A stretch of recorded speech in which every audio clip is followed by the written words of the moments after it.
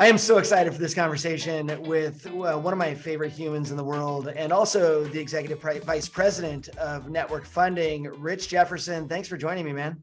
Hey, I'm glad to be here, KP. It's always good to be on these with you. Oh, dude, I love that I have so many friends that are willing to get on a video or audio podcast style thing without having any clue what I want to ask them. So that is really fun for me and says a lot about how much trust I have out there. So, dude, thanks, man. Thanks for spending time. Yeah. I'm trying to remember where we met. It was when we rolled out the coop into your company. Probably 2015, maybe. Yeah, I think that's when it was. And I had heard about this Rich Jefferson, and the only, Richard Jefferson I had known since, being an NBA guy is the basketball player. So I was like, I got to meet this guy. Is it the same one? And very much not. Very much not. Crazy side note, I almost clipped Richard Jefferson on Speedway in Tucson as he was walking across the street to go to the gym.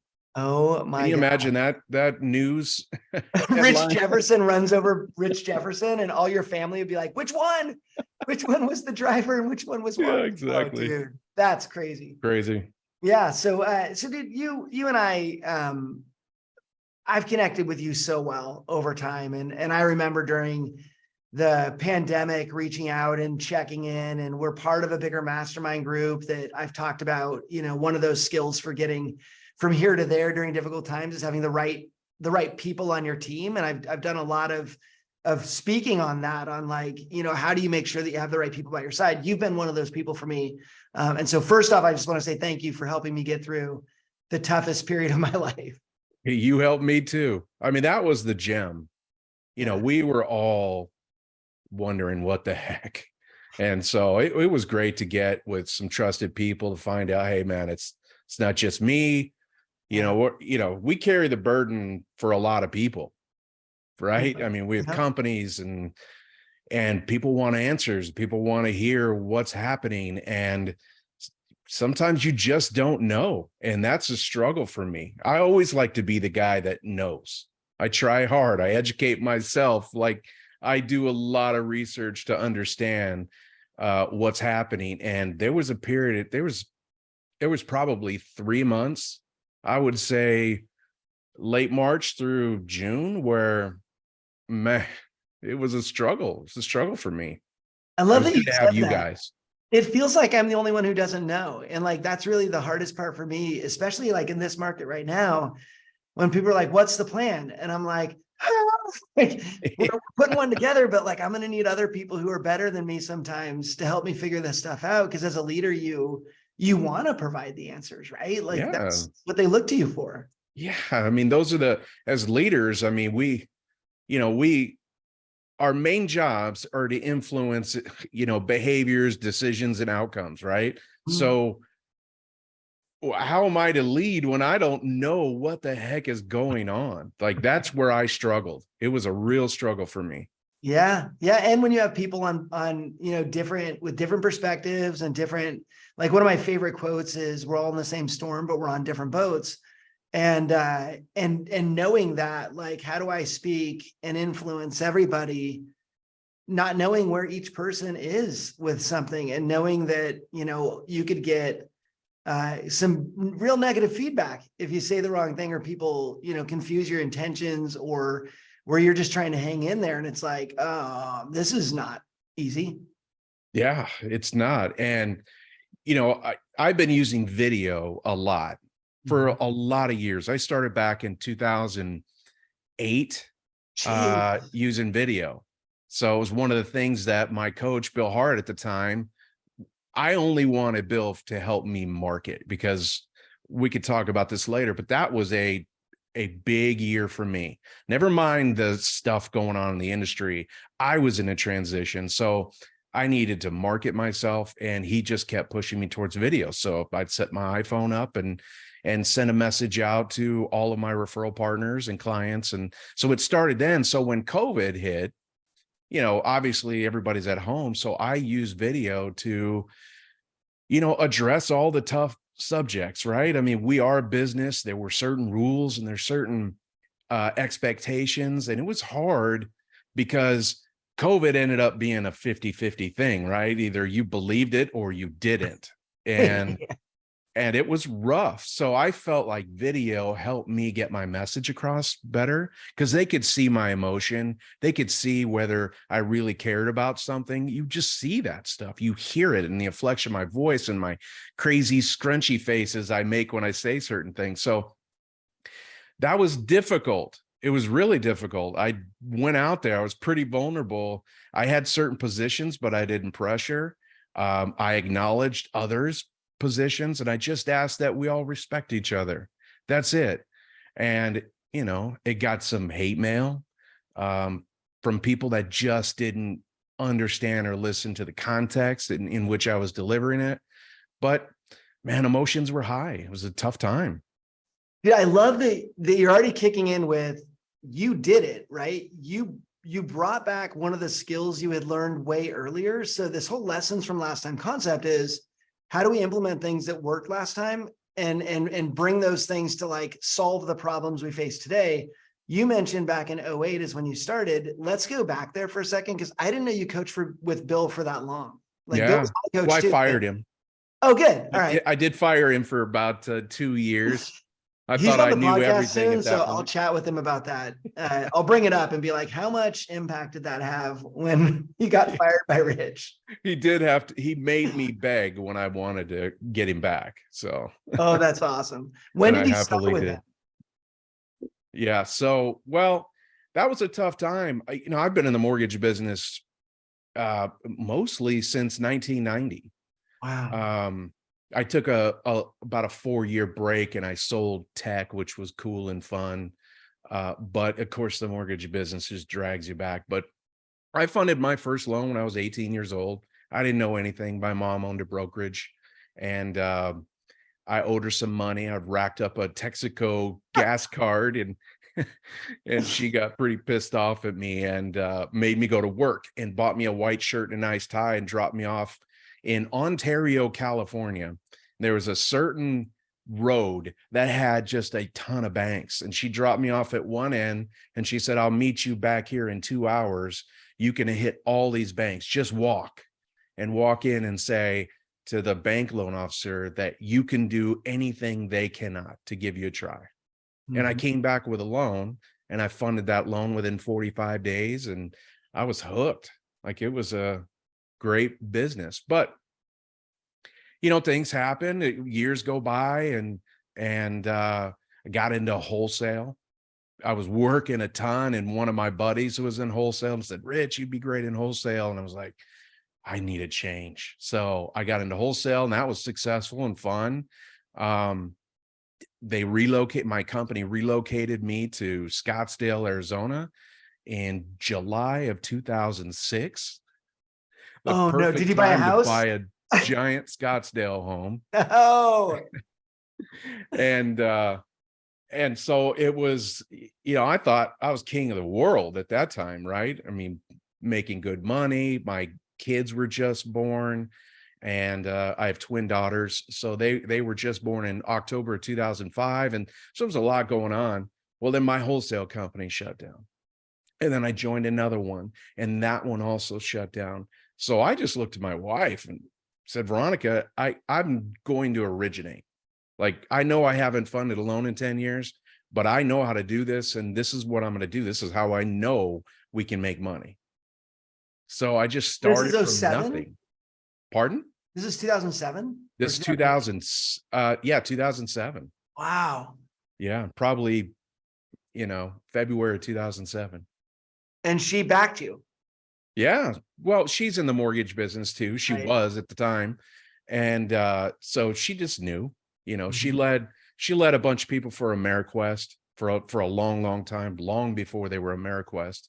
She was with the company for a long time. But so she understood. Mhm. And we just got after it and started building referral partners and referral sources and started fresh. But that was a very vulnerable moment for me, so, and I believe that's helped me today, because right now, today, we're going through a period very similar to what I had to go through, you know, for 18, 24 months, we had business falling from everywhere. And people didn't hone their skills, and they just got kind of lazy and atrophied, and they weren't out there hustling. They didn't have to. They were working hard. It's just they weren't exercising their sales muscle much by getting out there and marketing yourself and earning business and that kind of thing. So that period for me allowed me to prove to myself I can do this. And so within a short period of time, I built it to, 2.5, 3 million a month for me at that time. The loan sizes weren't nearly as big as they are now, but I felt pretty successful. But then I got the itch to get back into leadership. And that's Okay, when before you go there, I got to ask. So Yeah. you said something that I've never thought about in this way. You compared working hard, or you contrasted working hard from hustling. And I think Yeah. it's hard for me to put that into words, but you just did it perfectly. So people who are working hard feel like they're hustling. Like, what's the difference? Yeah. Well, I mean, we all are, this business is hard. If Mhm. you're a career-minded person pro in our business, it is very hard. You're at it 24/7, it seems like. But there is a difference between working hard and out and hustling. And that the difference is, to make it simple, you're dialing out instead of everybody else dialing into you. You know what I mean? Yeah. You got to go out and get it. And right now is that time. Um, just like it was for me in 2007 and 8, when I didn't know anybody. I knew the realtor that sold me my house. That's it. And I started with her, and she owed me a favor. So handshakes and lunch meetings, and just built it up. And that's what our folks in the industry are having to do today. A lot Right. of the referral partners they're all complaining about no inventory. Well, okay, but homes are still being sold and loans are still being done. I just need to go get somebody else's share. And Yeah. so you have to have sales muscle to do that and get out there, and you got to have the discipline to get it done every single day. So that's the difference between hard work and hustle. Mhm. And you did it in Phoenix, which Yeah. I Yeah, it was remember a Phoenix meltdown was 6 or city here. Yeah. 7. Yeah. I went for a ride. I'll never forget. It was like, oh 07 or 08. And I went to Phoenix, hung out with a buddy. We went to a Suns game. And the whole way there, it's him and these two realtors and me. And I'm listening to them talk about the market and just how far houses had dropped. And so completely different issue than we have right now, right? Yeah. Right now, housing is actually stable, fairly Mhm. stable. It's not Super chaotic one way or stable. the other. Yeah. So a different issue, but the same amount of, like, we had X amount of deals to close, and now we have X divided by 5, or call it 10. And so what do we do with that? How do you not let that get to you? Like, you faced a really tough situation. Was it that you were new and like scrappy? Like because you came out of wholesale and you're like, I I'm wasn't new and scrappy. I was successful at mortgages, like actually getting out there hustling and stirring up business for myself before. Like I said, it goes back to 1990. Like, I know how to do it. That period of time was it was a check for me. Are you really as confident as you seem? And fortunately, that drove me hard. Like, Mhm. I didn't want to come home and tell Veronica I didn't find a deal today, or I didn't get a new referral partner, because we are accountability partners, right? We're just trying to build our family and our nest eggs, and so we are accountable to each other. So even today, if I'm working from home, I walk outside of my office and I got to check in with Veronica. Like, she wants to know what happened today. She wants to know, so and so, did they do this, and what about a business plan? Who's doing this, and where are people going? And it's that kind of interaction that I have every night, sometimes at lunch, it helps me keep me in check. Like, oh yeah, got to do that. Oh, that's a great idea, because sometimes that third party perspective also gives me an idea. She'll say, oh, well, have you thought about this? And it might be completely off topic, but I'll be like, ding, that's a Mhm. great message to get out to my company. So, you know, I freaking crazy love that. business we're in. That's so when I have to share this with you. When I became a wholesale account executive up in the Northwest, I didn't know anybody in the Northwest. I didn't know anything. I was a loan officer, then a trainer down in California. So same as you, lived in California, moved to another area. And when I did it, Mindy was, we had just had our baby, I think at the time, Tate had been born. And we sat down and she's like, okay, so you're going to go start at this end of the street, go to that end of the street. We got a Thomas guide. Yeah. And we basically found all the brokers we could and put them on the Thomas guide because this is 2000. And so I had a map of like my Northeast Portland group and then my Southeast Portland. So every day was a different area. And she printed these charts for like these spreadsheets because I hate spreadsheets. She printed them. She's like, go out, make notes, and then I'll transfer the notes to next week's spreadsheet with like to-dos for next time and like all that stuff. She's the reason I was successful as an account executive because I wouldn't have done that. Without her accountability, and I love that you brought that out. You need that accountability from somebody and having it at home in a way that isn't judgmental, but it's like, hey, if we're going to crush this, I know that the two of us are better than one of us trying it. And not that Mindy needed to do the job, but I needed to know that when I came home, I needed to account for what I had done to help our family grow in a difficult time. So I love that you have the same experience. Yeah. Well, I mean, it's a partnership. So it doesn't work with every single relationship. Ours is unique. We're both in the business and she knows how to spell mortgage. And so that helps. But listen, you got to fall back on somebody and it's going to be your partner for sure. And again, the accountability piece, like, for example, Bill Hart knew that he was coach number 2 because coach number 1 already gave me some ideas and I'm just checking them on coach number 2. So, and Bill knew he was coach number 2. So it's just crazy. I love Veronica. We have a great relationship. She's a salesperson. She allows me to, like, when I was originating, not too many partners allow you to get up from a movie in a movie theater to go out to the car to take an application. No. Right? I mean, that's just the kind of things that we're in a crazy business, and we service customers, and sometimes you got to do that. And she understood that, so that helps. Okay, so from the time you launched, you're as a loan officer going back, pounding the streets and making money that way to leadership. How long of a window was that for you to step into a leadership role? 2013. So I sold and took leadership positions within my company at the time.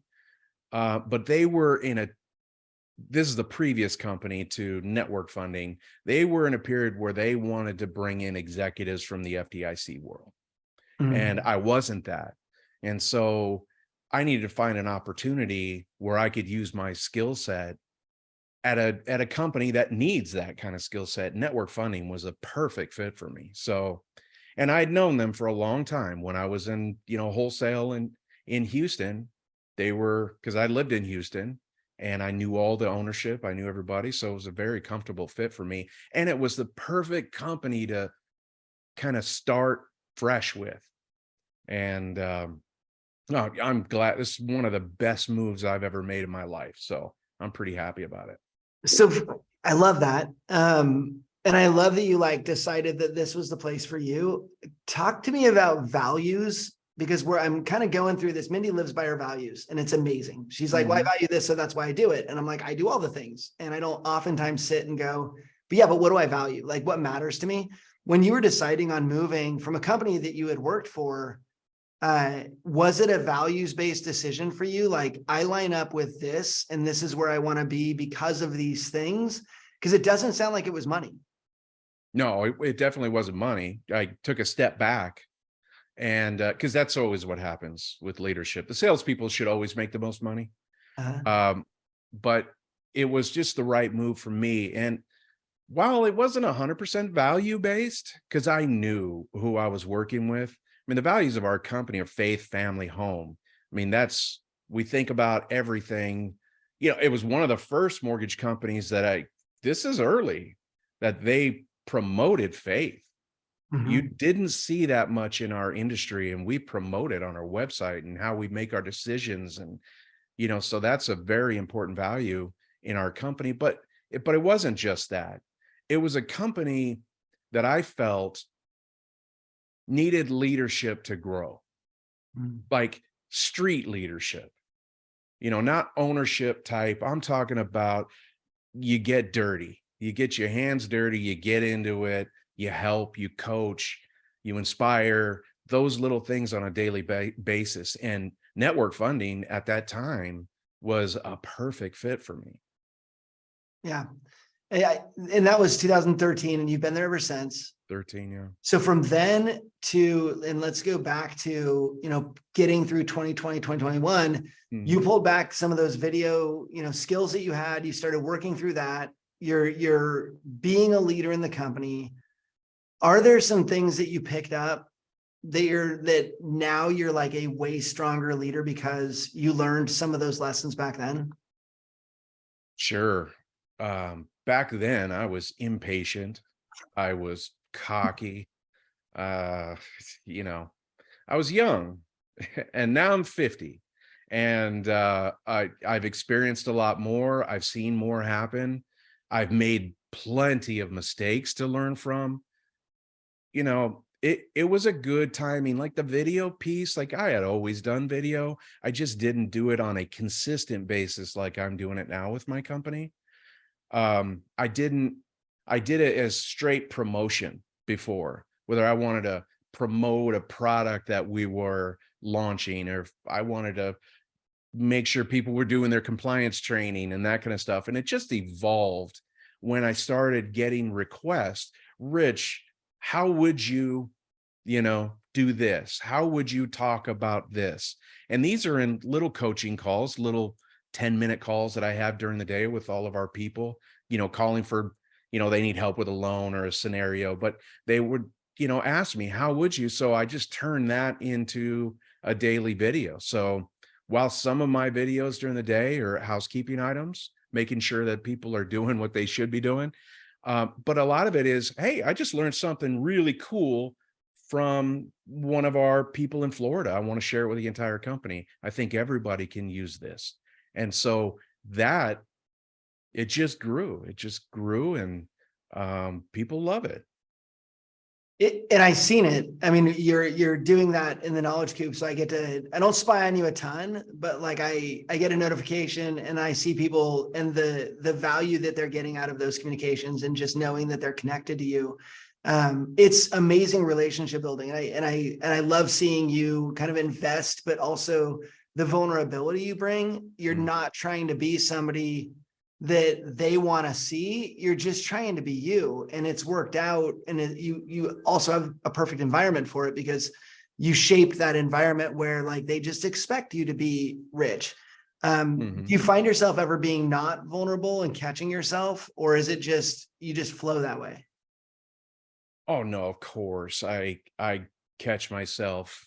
And that happened during COVID.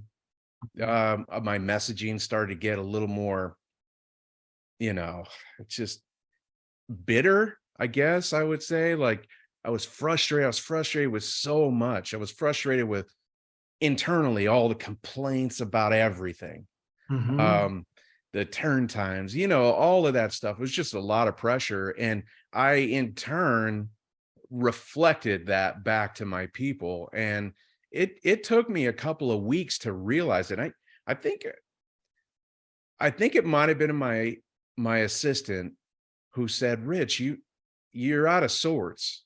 You're the inspiring part of your messages have been gone. Mm. Like she checked me. And I was like, you know what? You're right. She's like, you don't look like you're having fun.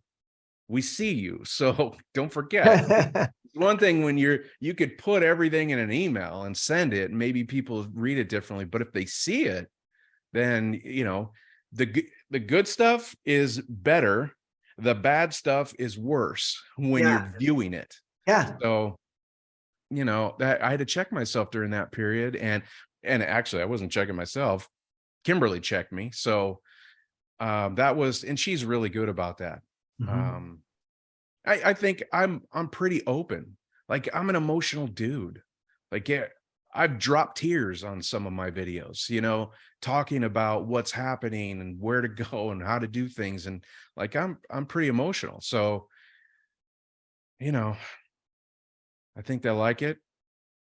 Yeah, I love that you have somebody that's willing to call you out. Like I mean, I sat on set with Sawyer. I recorded 2 hours today for something we're doing. And I sat down in a really good mood because I ran this morning, which is what I need to do if I want to be smiling on set. And so I came in hot, feeling great. Last week had a really rough day. We tried doing video and he looks at me, goes, "Hey, do you want to do this later?" And that's his subtle way of saying you're not in a good headspace, because Right.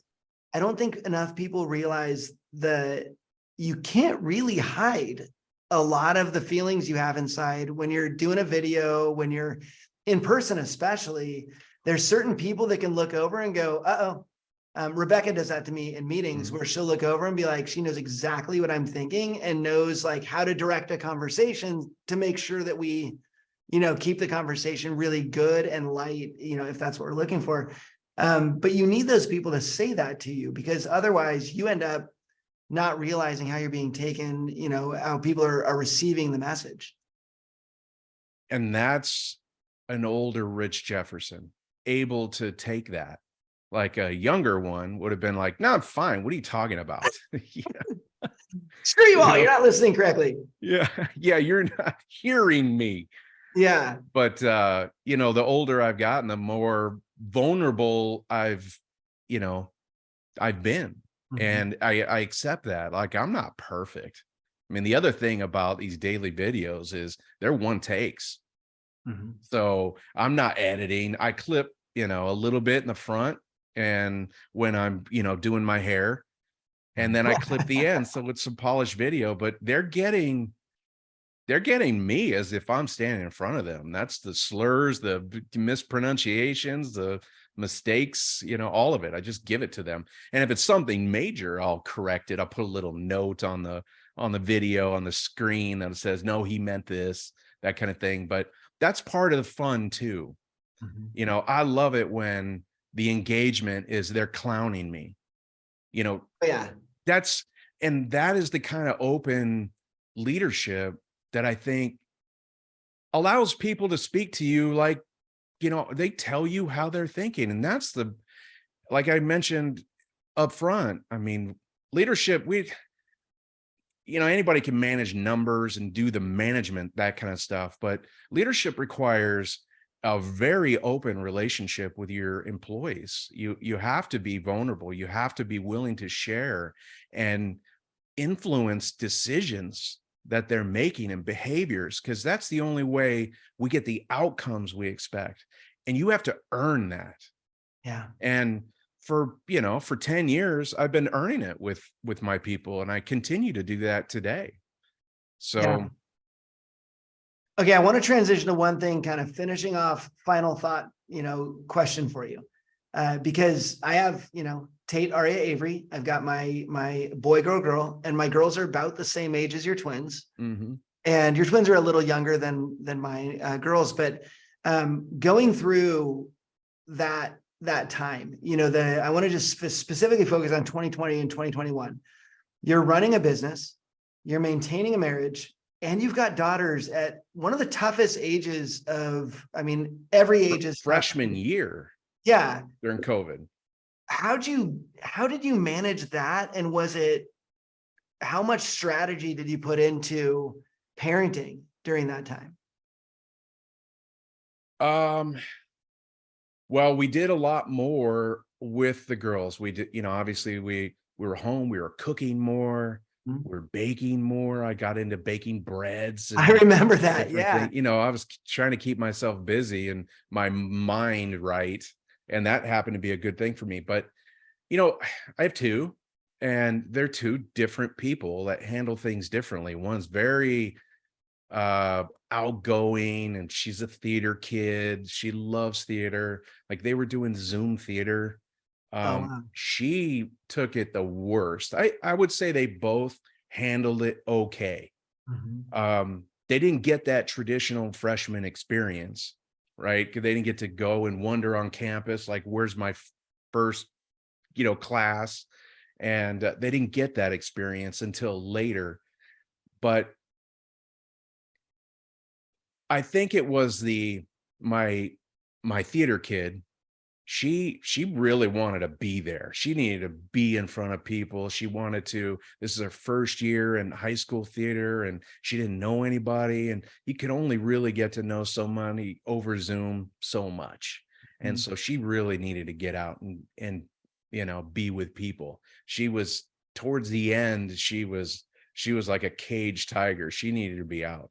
And the other one, she's studious and she was fine. I mean, she got frustrated just to be on Zoom all day for school, but she was fine. So two different ways.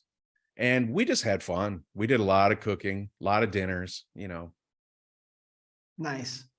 So in the end, it was a bonus. Like you got that time. And I feel the same way, like getting time. Once I got over myself and my own struggles and realized, I wasn't going to get this time with them. And it ended up being a gift. That was really the shift. And then I'm like, oh, cool. Let's be best friends. Like, let's figure this out where relationship building happens that otherwise wouldn't have happened. So yeah, there's Yeah, definitely some benefit there.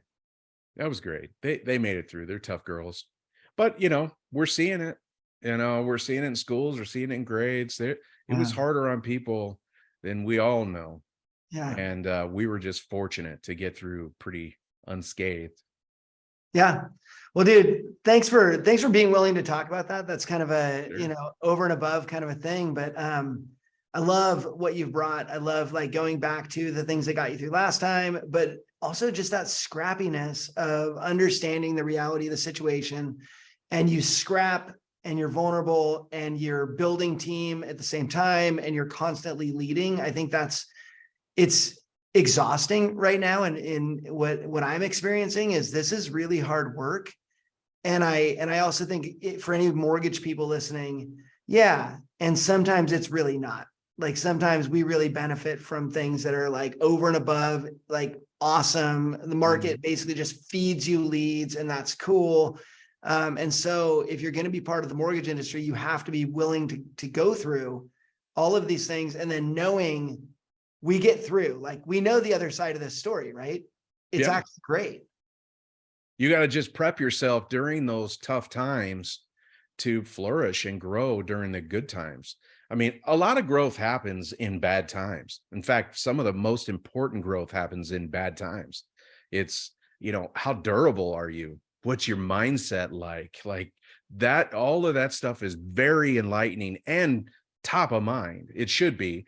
Oftentimes it's not, but it should be. And you need good coaching, good people around you to remind you of that, Yep. because mindset can take you in completely different directions.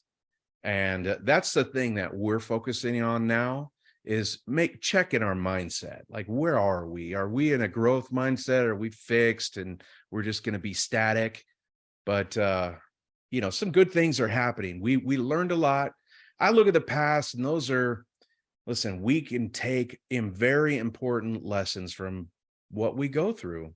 And for me, having to start over made me a better mortgage person, but even a better leader too, because I did it at an age that, 2007, I was in my mid 30s. So, it was a pretty humbling age to kind of get out and start over again.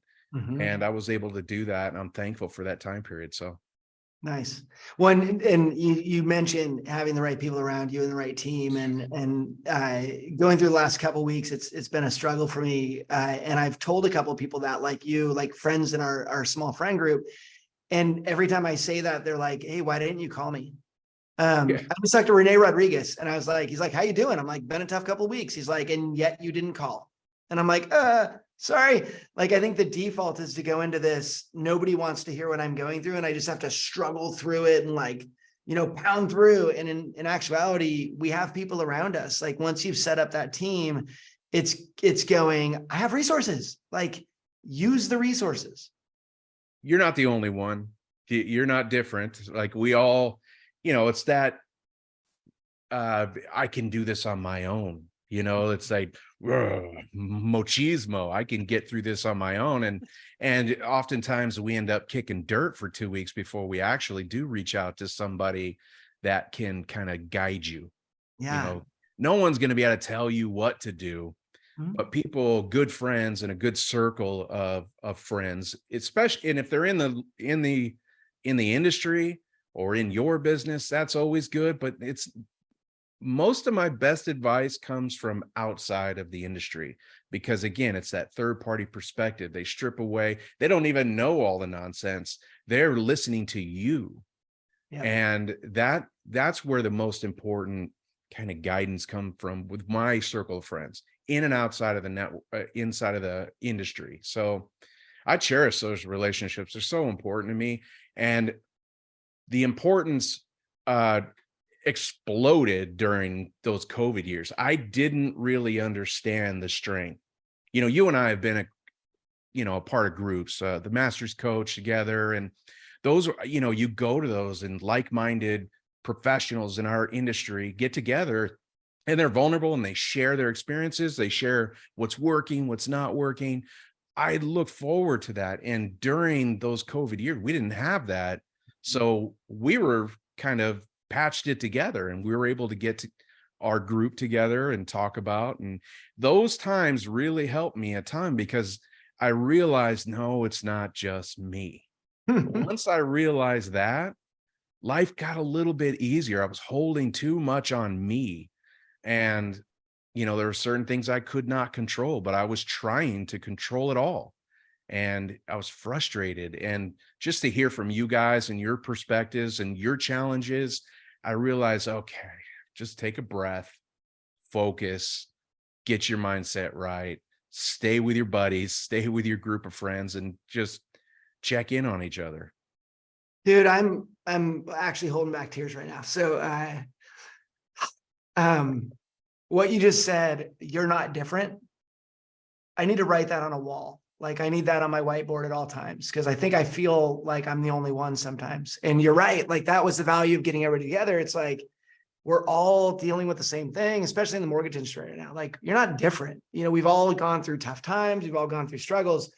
But I think that's it. I think the lie that I believe sometimes is, hey, I'm different than everybody else. They're all more successful than I am, or they're not going through the same thing that I am. But in actuality, I can't imagine a time that I've been any different than everybody, or that I'm not, that I'm not getting through something that everybody else would be able to get through. That's Yeah, a huge valuable lesson for me. totally. Yeah. It's, they can take it to the negative and use it, like, that old saying, misery loves company. Oh yeah, But totally. that's not I don't this. have friends like that. Yeah. Yeah, that's not this. Your friend group should be inspiring. Your friend group should be, they should be open to discuss their challenges and that kind of stuff. And Mhm. that's if you have the right group, man, it's just different. Makes life easier. So if you have a close group of friends in and outside of the industry, I used to call them mentors. They're friends, really. Yeah. And use them and be open and talk. And then you start to realize that, we all struggle with the same. We're all just showing it differently. And Mhm. once you realize and can see the signs, then you're able to support your friend circle. You're able to support the people you work with. You start to see those things in your own environment, and it gives you a chance to understand. And that's the key, is just to understand what somebody's going through, because we all handle it differently. Mhm. So, Dude, I love it. And thank you yeah, for being man. part of that for me. Cause man, you were a big part of my life over the last few years. And you've always been there when I've needed to talk, and I've tried to be there for you. And some of those are my favorite conversations. So, and thanks for sitting with me on this. I think that there's just a ton of value for people in listening to this and learning from the experiences you had. And can go out there and be scrappy and be surrounded by the right people. So dude, I appreciate you, and thanks. Hey, man. It's always a good time to spend with you, Ken. Always. All right. See you, man.